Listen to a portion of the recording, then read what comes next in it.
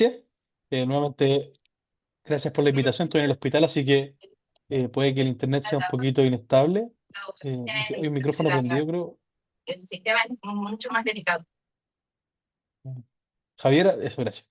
Y el tema de hoy día es una introducción a la pseudoanalgesia en la unidad de cuidado intensivo. Y probablemente es de los temas más relevantes que vamos a tocar durante todo este curso y es de los temas menos priorizados. Entonces, lo que vamos a hablar en esta próxima media hora es, uno, ¿por qué sedamos a los pacientes críticos? Un poco la epidemiología del uso de los sedantes, cuál es su farmacología, cómo titular la sedación, cuáles son los efectos adversos de la sobresedación y cómo podemos mejorar la estrategia de optimización en el uso de los sedantes y el destete. Entonces, ¿por qué sedamos a los pacientes críticos? Básicamente para que ellos puedan admitir las terapias que nosotros hacemos, la ventilación mecánica, la hipotermia, y para que estén tranquilos, confortables en un escenario de mucho estrés, en un escenario muy adverso, que es estar conectado a máquinas con las manos amarradas, con dolor, con molestias. Por lo tanto, necesitamos un poco disminuir el nivel de conciencia y poder ayudarlos a tolerar esta etapa aguda y transitoria. Y, y vamos a encontrar en la literatura muchos fármacos de sedación, incluyendo hipnóticos como la benzodiazepina o el propofol, opioides como el fentanil, morfina y otros como antipsicóticos o alfa-2 agonistas. Y va a ser bien contextual la decisión de qué fármaco elegir y a quién darle, pero lo importante es conocer que cada uno va a tener efectos adversos y ventajas y desventajas, que pueden ser tanto farmacocinéticas como farmacodinámicas. Y así como propofol o remifentanil tienen, digamos, vías medias contextuales bajitas. Y por otro lado, las benzodiazepinas o los opioides como morfina pueden ser muy hemodinámicamente estables, pero se acumulan y tienen efectos prolongados. Y si bien más allá de entender cuáles son todos los fármacos que tenemos, me gustaría enfocarme en que los fármacos hipnóticos van a actuar sobre los receptores GABAérgicos, esos van a hiperpolarizar las neuronas y disminuir la conductancia de las sinapsis neuronales. Y dentro de ello está Propofol y está las benzos como midazolam o lorazepam como los principales determinantes. Y también tenemos los opioides, que van a ser fármacos que no solo van a quitar el dolor los centros de dolor como la amígdala y la recompensa, como en el núcleus accumbens, sino que también van a actuar sobre el centro respiratorio y van a hacer que los pacientes disminuyan su drive respiratorio, disminuyan sus ganas de respirar. Por lo tanto, en situaciones como la falla respiratoria, en donde nuestros pacientes van a estar respirando 20 o 25 litros por minuto y que eso puede generar daño, apagar esa sed de aire lo vamos a lograr con los opioides. Y asimismo, los opioides nos van a permitir disminuir los requerimientos de los sedantes hipnóticos porque van a tener un efecto sinérgico. De esta forma, nuestra base, nuestro pilar de la sedación va a estar dado en estas dos familias de fármacos, los opioides y los hipnóticos. Y antes de entrar en la droga o la farmacología, tenemos que también conocer cuál es la farmacocinética del fármaco, porque nosotros lo infundimos y ese es nuestro input, pero la droga se va a estabilizar en el compartimento central, que es la sangre, y luego equilibrarse con la grasa o con el músculo y con nuestro sitio efecto. Es decir, vamos a tener, ¿cierto? Según las vidas medias, vamos a llegar a un equilibrio. Y también vamos a tener metabolismo y excreción dependiendo del fármaco. Así como la morfina se va a glucuronidizar y luego salir por la orina, el fentanil va a pasar por un paso hepático. Y así para cada fármaco. Ahí sí, ya. Creo que alguien está con el micrófono prendido nuevamente. ¿Me escuchan? Bien.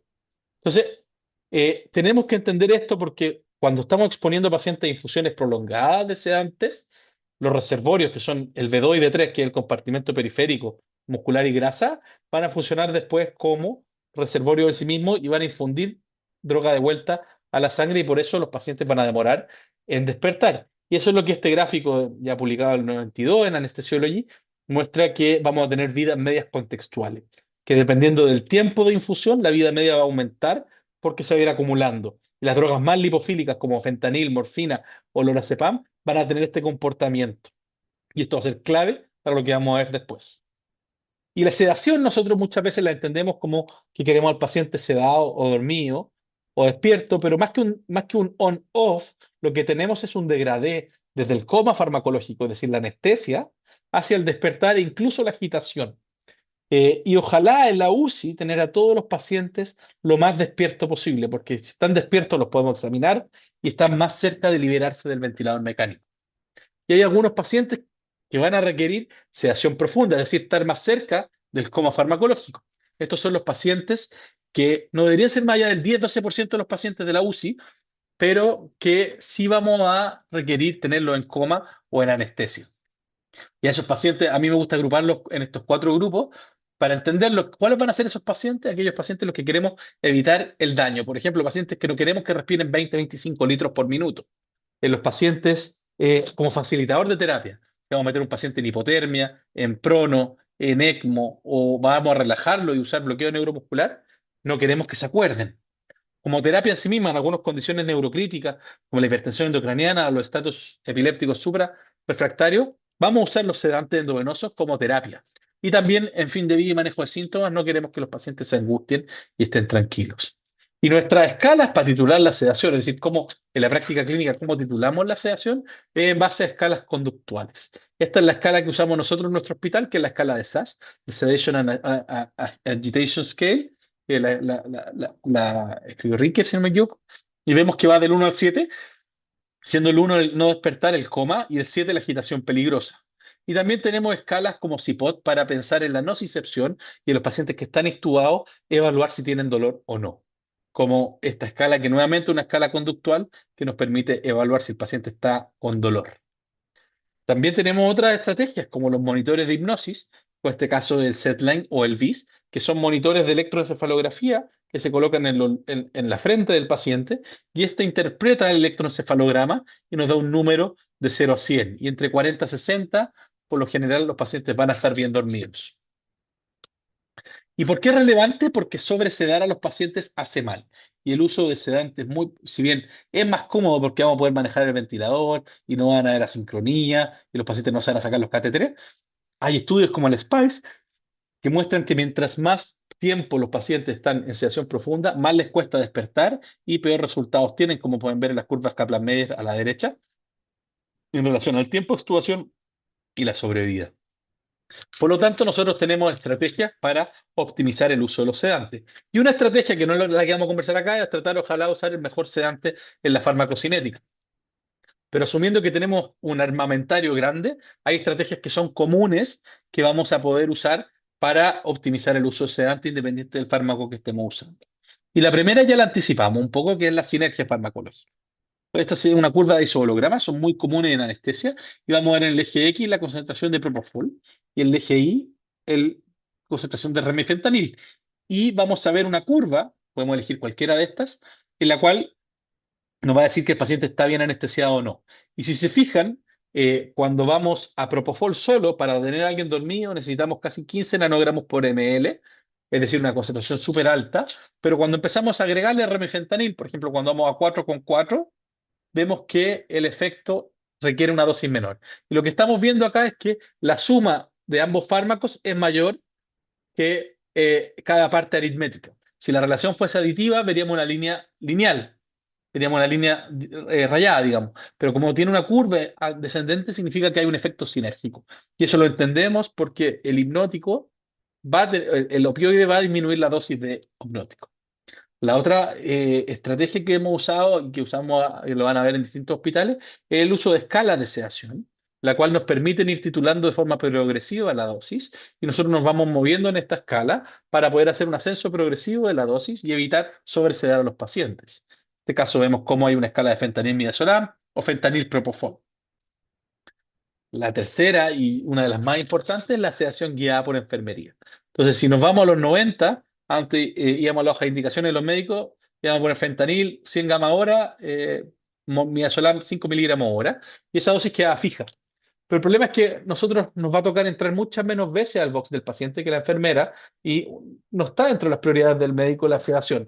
Por lo tanto, eh, este cambio cultural, decir, nosotros queremos ahora indicar no por gamas kilominuto o miligramos minuto, sino, por ejemplo, fentanil y midazolam para SAS4, el hecho de que una enfermera de UCI va a entrar 15, 20 veces al box y tenemos una cultura organizacional de disminuir la dosis de sedante, vamos a ver cómo el metaanálisis como el que le estoy mostrando, hay menor duración de ventilación mecánica, menor estadía en UCI y menor mortalidad.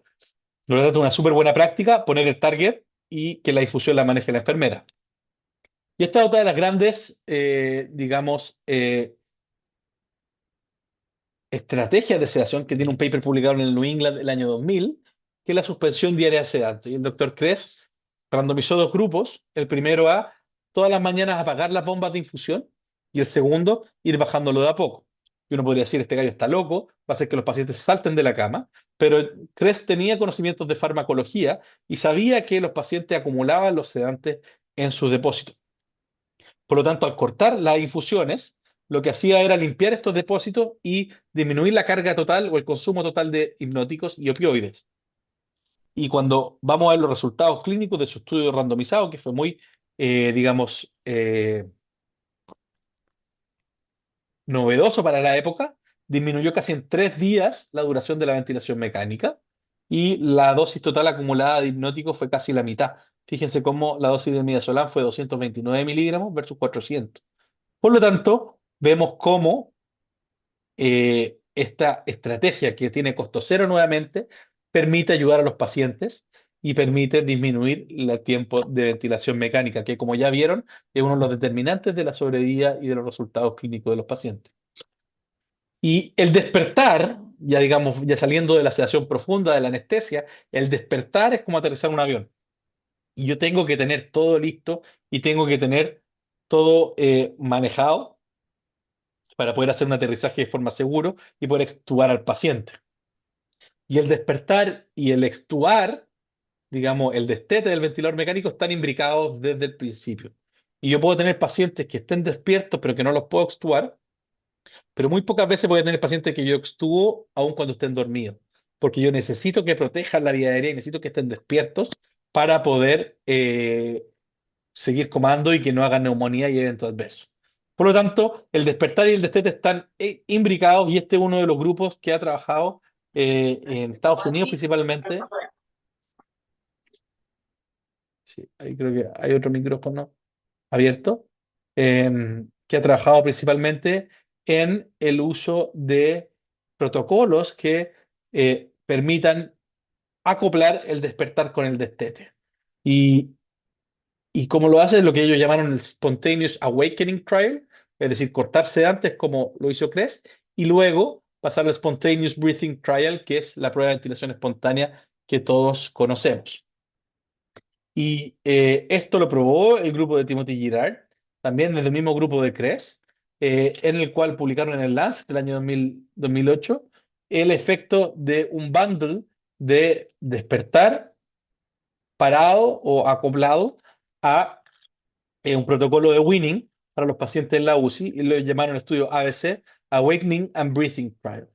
Un estudio clínico randomizado que fue, digamos, realizado en Estados Unidos, reclutó 300 pacientes y lo que encontró fue que al usar este protocolo, fíjense cómo aumentaba la sobrevida de los pacientes, hubo menos muertes, como vemos en la curva Kaplan-Meier, pero también vemos que los días libres de ventilación mecánica disminuyeron o aumentaron en casi 4 días, los días de UCI disminuyeron en 3 días y la duración del coma, es decir, el tiempo que los pacientes estuvieron en coma, disminuyó casi en un día. Por lo tanto, eh, estos protocolos se han vuelto parte de la práctica clínica habitual.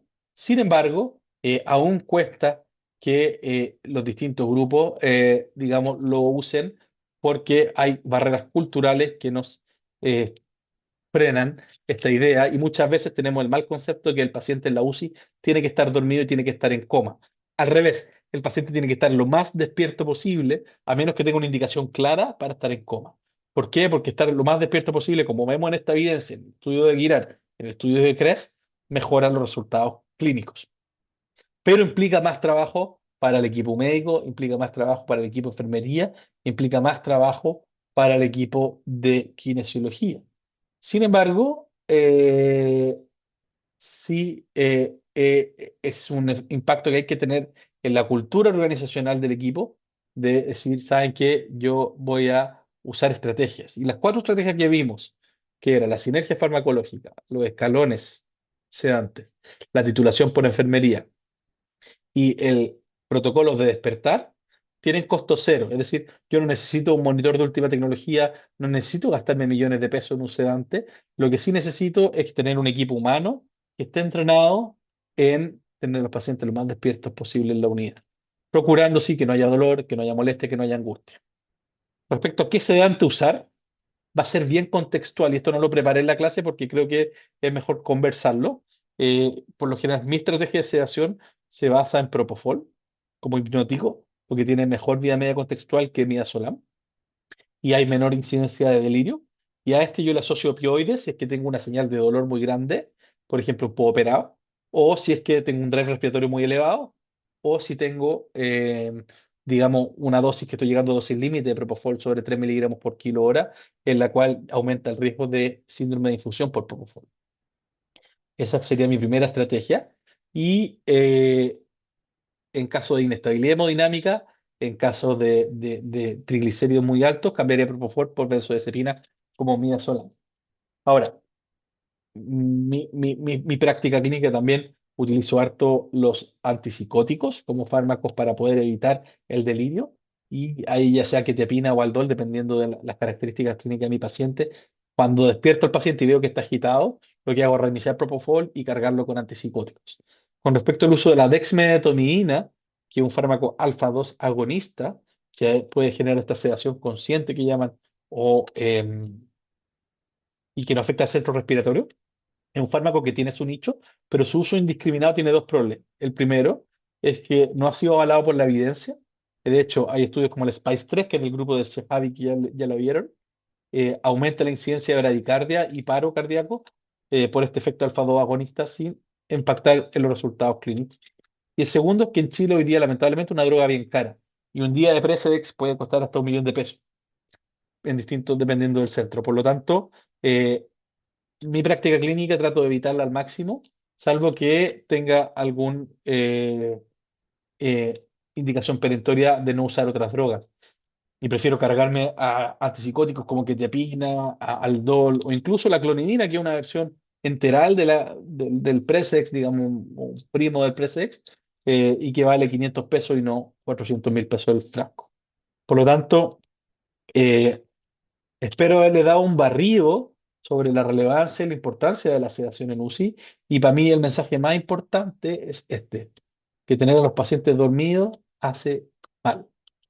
Y el estudio SPICE 1 ya el 2013 lo mostraba, está publicado en Intensive Care Medicine, que si yo tengo inadecuadamente dormido a los pacientes, puede ser deleterio en cuanto al tiempo de UCI y también al tiempo y la mortalidad. Y sin embargo, lo más fácil, porque tener al paciente dormido es lo más fácil, así no tenemos que avanzar al destete, así no tenemos que tratar la asincronía, así no tenemos que tratar la agitación, pero para el paciente no es el mejor resultado. Así que jóvenes, ay, se me fue la diapositiva, perdón. Si les puedo dejar un mensaje es ese. Y como conclusiones, espérate, como conclusiones, aquí está la diapositiva de conclusiones. Eh, la sedación es una de las herramientas farmacológicas más esenciales en cuidado intensivo en pacientes ventilados. Siempre le dan un sedante colgado, es como el Leofet o la norepinefrina.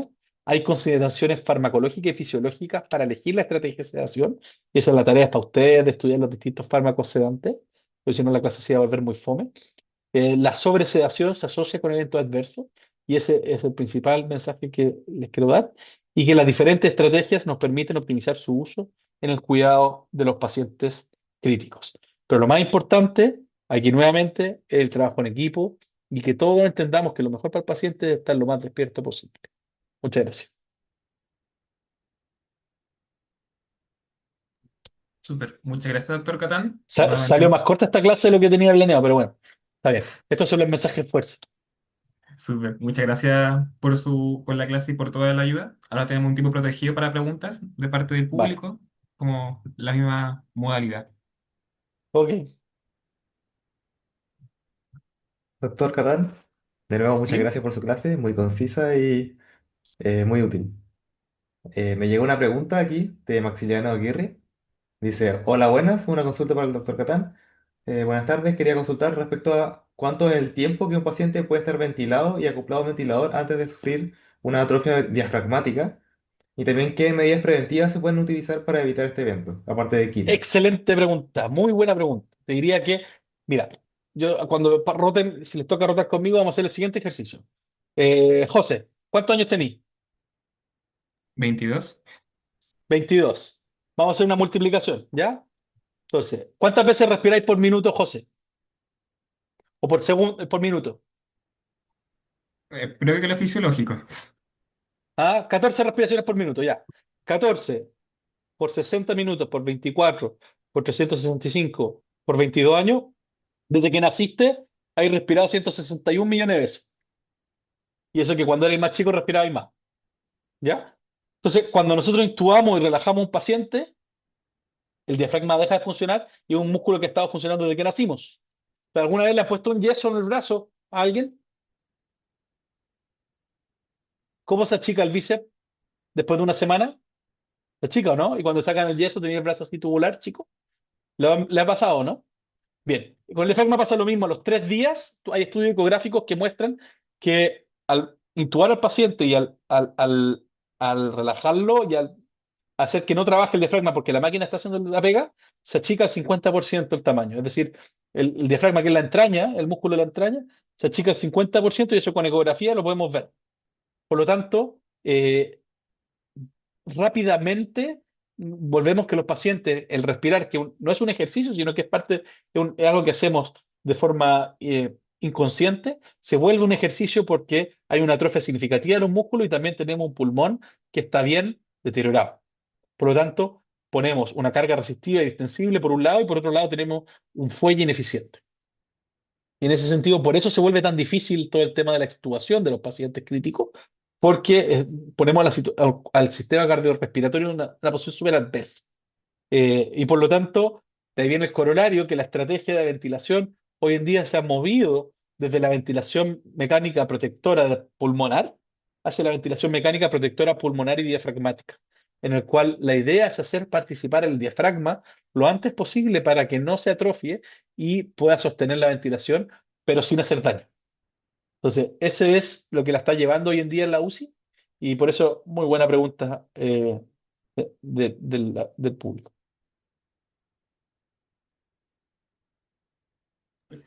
Acá tengo una pregunta de Eric Díaz. Dice, buen día, doctor. Muchas gracias por la clase. Más que todo por ser un concepto novedoso. ¿Podría profundizar un poco en sedación con clinidino y o ketamina, por ejemplo, en paciente inestable? Bien, la clonidina es un alfa-2 agonista que es menos potente que Presex. Existen formulaciones endovenosas que no llegan a Chile y formulaciones orales o enterales que sí las tenemos. Como es un alfa-2 agonista, va a actuar sobre el locus coeruleus y va a generar un feedback negativo sobre la neurona presináptica y disminuir, digamos, el nivel de conciencia, pero por otro lado va a hacer este mismo efecto sobre nuestro sistema simpático. Por lo tanto, va a tener como efecto adverso la bradicardia y la hipotensión. Em, yo te diría que hoy en día, después del estudio SPICE 3 que fue hecho en Australia, su uso está más bien, digamos, para ciertos escenarios. Por ejemplo, no sé, una pancreatitis en la cual no podía usar propofol y no está respondiendo midazolam y cosas así. O como coadyuvante a la salida, pero yo no lo usaría como sedante único. A veces yo lo uso en los pacientes que están muy hipertensos, están muy adrenérgicos, un poquito de clonidina enteral nos ayuda para la salida. Y respecto a la ketamina, es una buena droga. La ketamina la usamos harto en la inducción y la intubación, lo van a ver harto en la urgencia, pero como sedante en infusión continua, tiene el problema que da muchas alucinaciones.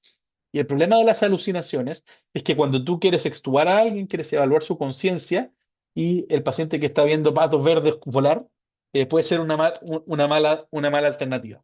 ¿Cuándo la he usado yo? La he usado, por ejemplo, como coadyuvante analgésico en pacientes que tienen contraindicaciones a opioides, por ejemplo, pacientes que están con un hilio y no quieres darle opioides, o en situaciones ya lo hemos usado con Tanenecmo y cosas así. Pero te diría que si bien es hemodinámicamente estable, no es mi droga de elección por todo el perfil de efecto adverso, que no quiere decir que no la haya usado. Súper. Ahora hay una pregunta de Francisco Martínez. Dice, hola doc, muchas gracias por la clase. Una duda que se escapa de la clase pero va con la sedación. ¿Cómo inicia una bomba de infusión en un paciente recién intubado en contexto de secuencia rápida de intubación? En el pregrado se hace mucho énfasis en la secuencia rápida de intubación, pero no en lo que pasa después. Jaja. Bien, esa es una excelente pregunta porque el paciente queda relajado. Pues acuérdense que cuando yo le doy un bolo de Propofol va a durar 8 minutos, y en cambio el bolo de Rocuronio para la intubación rápida va a durar 1 hora y media. Por lo tanto, después de esos 8 minutos el paciente va a estar despierto y relajado, lo cual es mal negocio. Así que lo que yo haría sería partir una infusión de Propofol a 2 miligramos kilo hora. Es decir, si alguien pesa, no sé, como yo que peso 90, le partiría a 150 miligramos por hora, dependiendo si tiene propofol al 1 o al 2, viendo y considerando, uno, la causa de intubación, dos, el perfil hemodinámico del paciente, ¿ya? Porque si está muy hipotenso, probablemente va a ser mucha dosis. Y ahí probablemente voy a agregarle, no sé, otra droga, o le voy a dar bolos de midazolam o lorazepam hasta que esté estabilizado. Pero si tú me preguntas a mí, sería propofol, fentanil, 1 gama por kilo hora de fentanil y 1 o 2 miligramos kilo hora de propofol, sin la receta de cocina.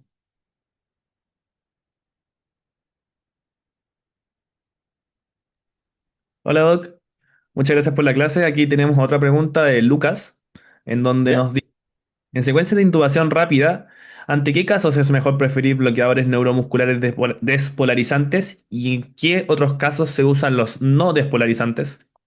Ya, entonces yo no me metí en esto porque empezamos la clase de la asociación en UCI, pero cuando estamos haciendo la inducción e intubación del paciente, vamos a tener tres fármacos, ¿cierto? Por un lado vamos a tener un opioide, como un pilar, lo que va a permitir el opioide es disminuir la respuesta adrenérgica a la laringoscopía. El segundo fármaco va a ser el hipnótico, que va a evitar que el paciente se acuerde o que tenga recuerdos de este proceso.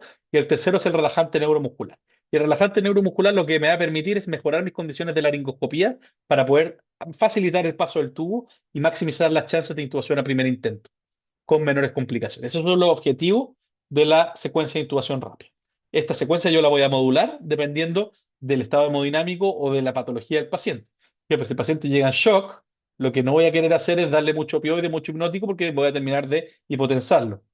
Recuerden que todos estos fármacos van a tener, la gran mayoría van a ser inótropos negativos o vasodilatadores. Por otro lado, si un paciente neurocrítico, voy a asegurarme que tenga buena analgesia para evitar la hipertensión y que se le reviente un aneurisma. Dicho eso, dentro de los relajantes neuromusculares vamos a tener dos familias. Una de ellas es los depolarizantes como la succinilcolina y la otra es los no depolarizantes como las bencilisoquinolinas o los esteroidales como Rocuron. Y el fármaco más adecuado de esta segunda familia de no depolarizantes para la intubación en secuencia rápida es el rocuronio, porque alcanza el pic plasmático en 1,2 minutos, al usar una dosis de 4 de 95. A diferencia del becuronio o el atracurio, que van a ser más lentos en su pic plasmático. Entonces tenemos succinilcolina o rocuronio. Y la succinilcolina va a tener ciertas contraindicaciones, por ejemplo, pacientes gran quemados, pacientes con alguna patología neuromuscular o pacientes que tengan antecedentes de hipertermia maligna. Y la gracia de la succinilcolina es que entra rápido y se pasa rápido. Es decir, a los 10 minutos ya el paciente pierde el relajo. El Rocuron es una droga más segura en cuanto al perfil de efecto adverso. Va a estar contraindicado en aquellos pacientes que tengan anafilaxia a los relajantes neuromusculares, que son poquitos.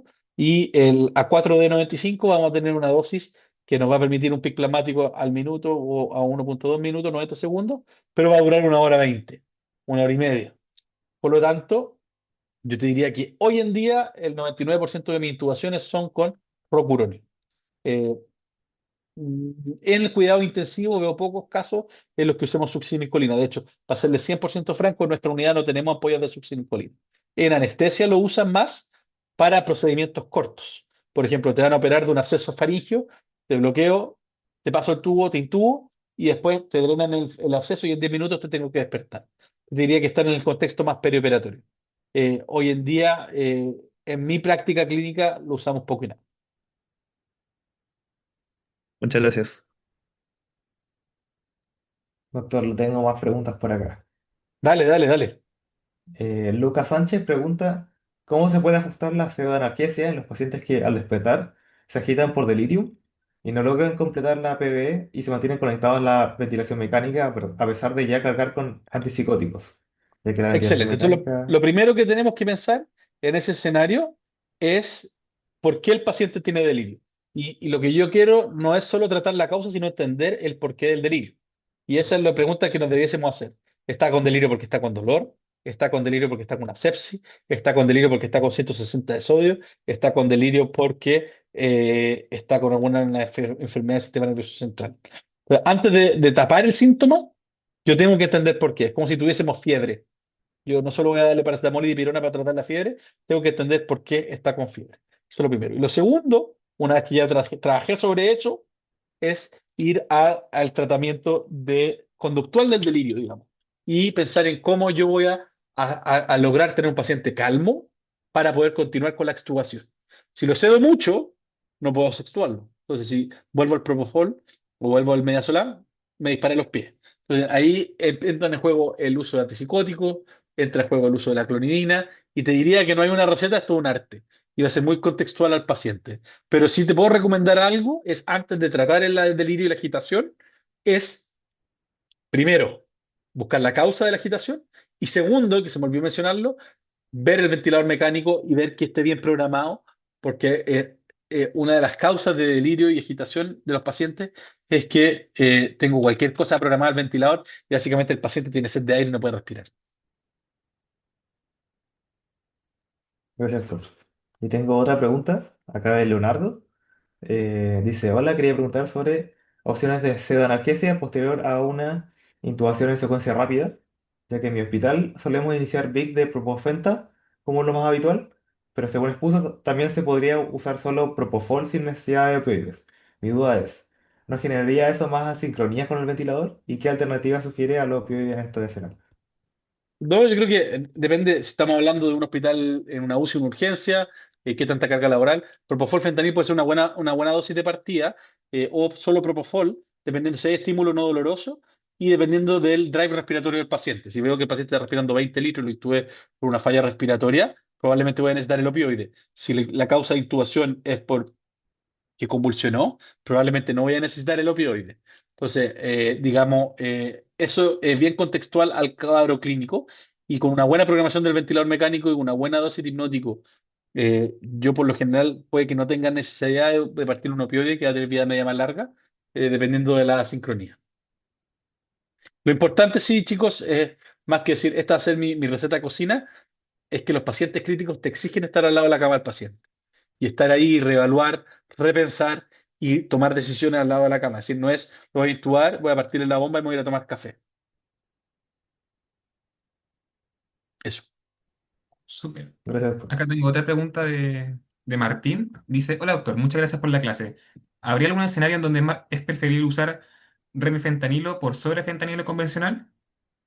Excelente pregunta. En la UCI, el remifentanilo no ha tenido muy buena penetrancia por tres razones. Primera, porque es muy caro, vale 40 lucas la ampolla comparado con 500 pesos la ampolla de fentanil.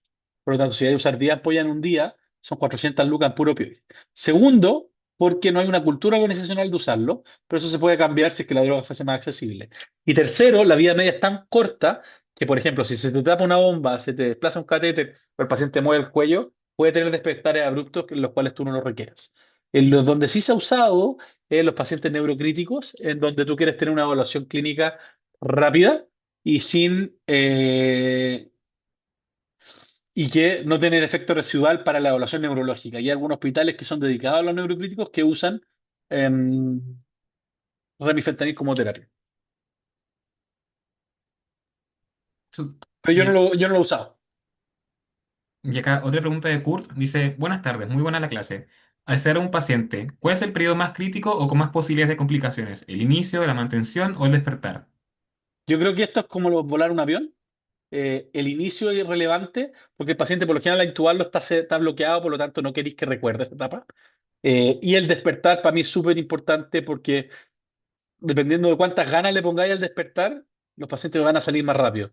Y entonces es como aterrizar un avión. A veces puede que tengamos turbulencia, pero saber manejar el avión te va a permitir aterrizar más rápido.